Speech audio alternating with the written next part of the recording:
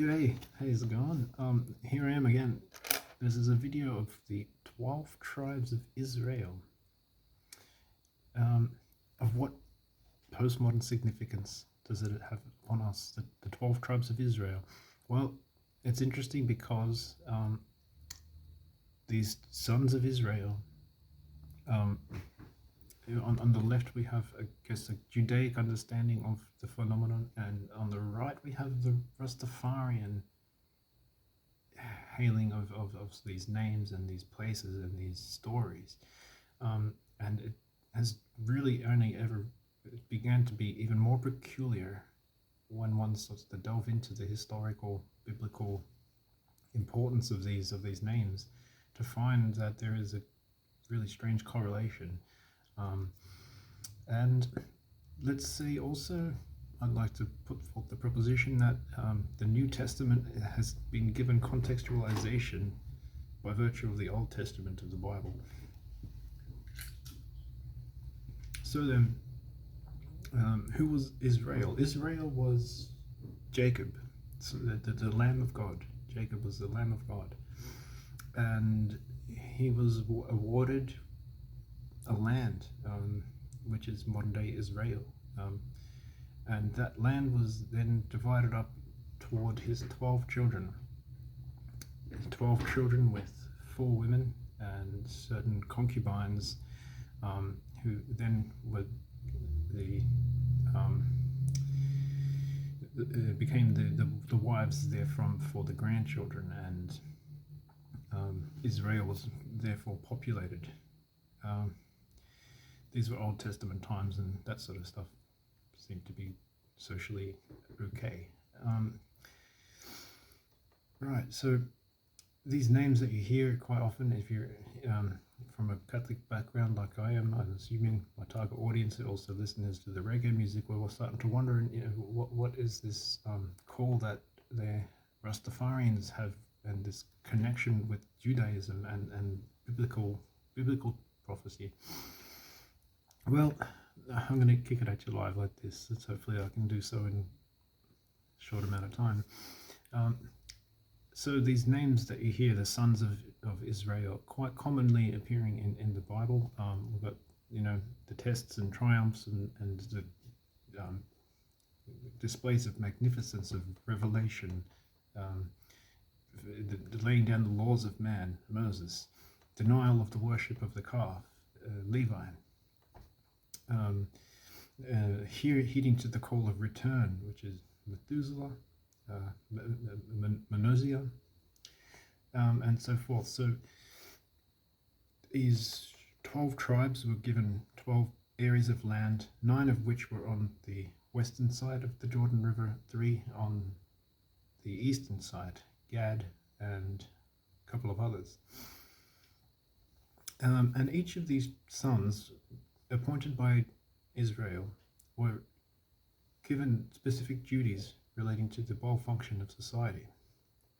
For instance, the Levites weren't allowed to engage in paid work. They would only receive alms for the maintenance of the temple of Solomon, and so forth. There's a great long list of the tribal demarcations of civic duty, as it were, to be found in the Old Testament. And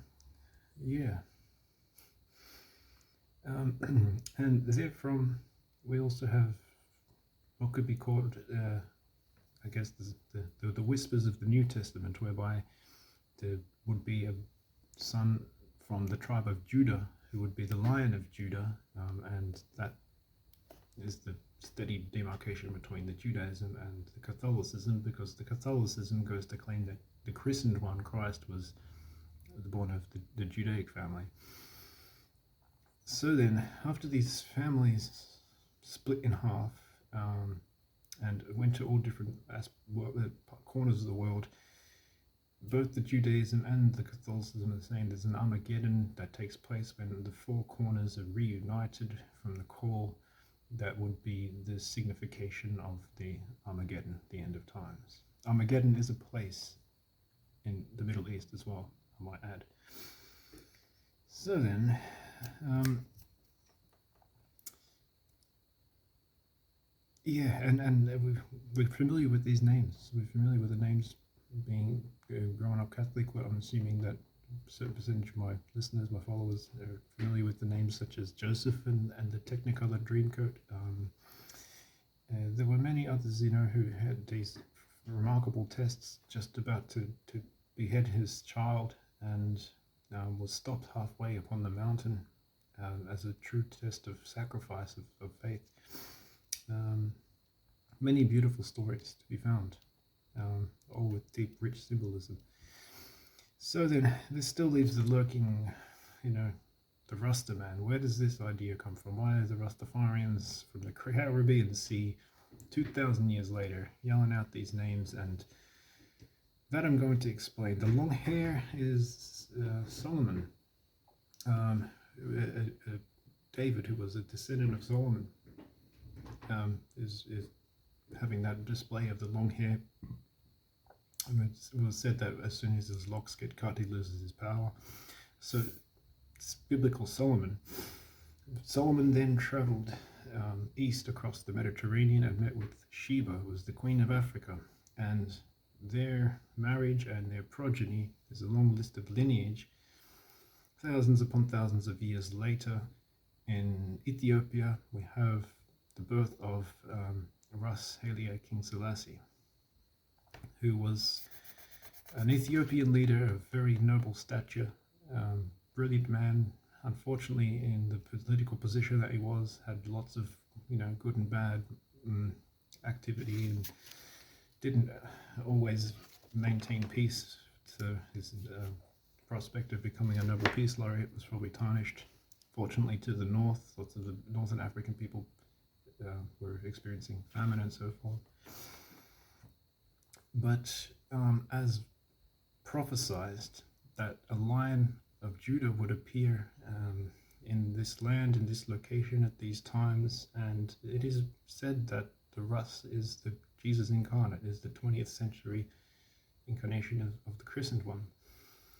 So then we have another division each time a statement like this gets made, and we have the Rastafarians who say, yes, this is true. He is calling us back to our lands from the segregated Jamaica as an end of slavery, calling us back from the Caribbean and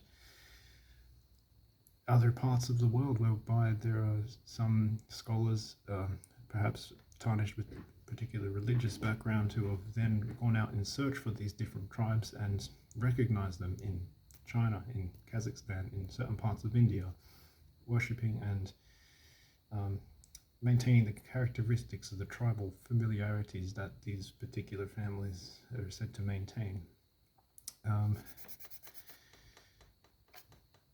The idea here is that this New Age movement, of which the 12 sons weren't actually sons, so forth, as meant to be, I guess, understood.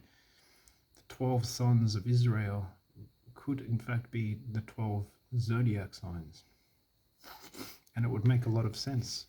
Gad being those of Libra, Joseph of Aquarius, the first being Reuben, which is Aries, and so forth. So it could in fact be that the Rasta man, as it were, was a composite of all these segmented co-coordinations of the astral body of the individual human, which gets sort of picks up a resonation of the harmony that the music that is the reggae, this beat that's calling all those dismantled aspects of the self into a kind of unification. And this was the demonstration of, on the material plane, that which King Selassie had displayed, and in some degree the holy wars were come to an end by virtue of the prophecies that would somehow envision and witness a love between all of these segmented Abrahamic religions. So that's the story. That's the prophecy. That's the biblical revelation.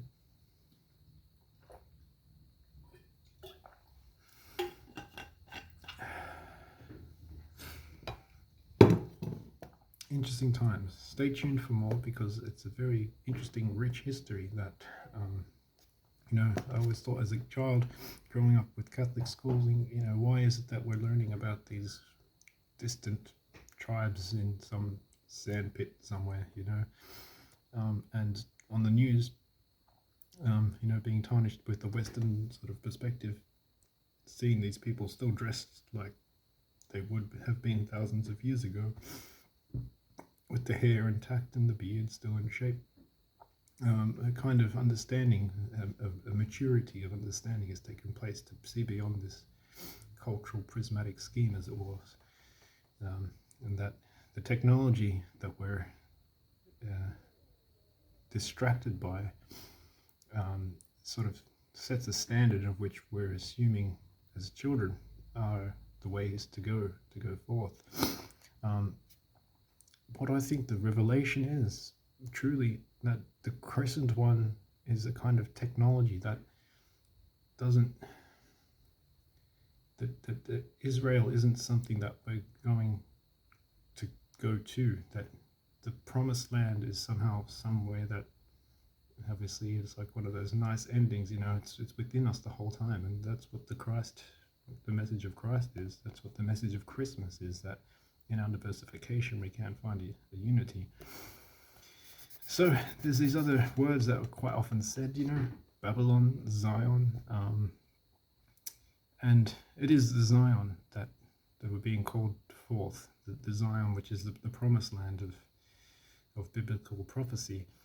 Babylon was yes, the tribe, the Tower of Babel and so forth, that once climbed, everybody could assume to presumably speak to everybody else. The Babylon was a fallacy of one of the tribes. I think it was the tribe of Judah. The tribe of Judah fell to Babel. Each one of the tribes, each one of the sons of Israel had their fall and their triumph. To this day, I think that still sort of stands true. And in the unification, each of the brothers, each of the tribes of Israel, Jacob, the son of God, can perhaps give each other assistance in some way or another. So that's that. Thanks for tuning in, and I'd like to hear more comments.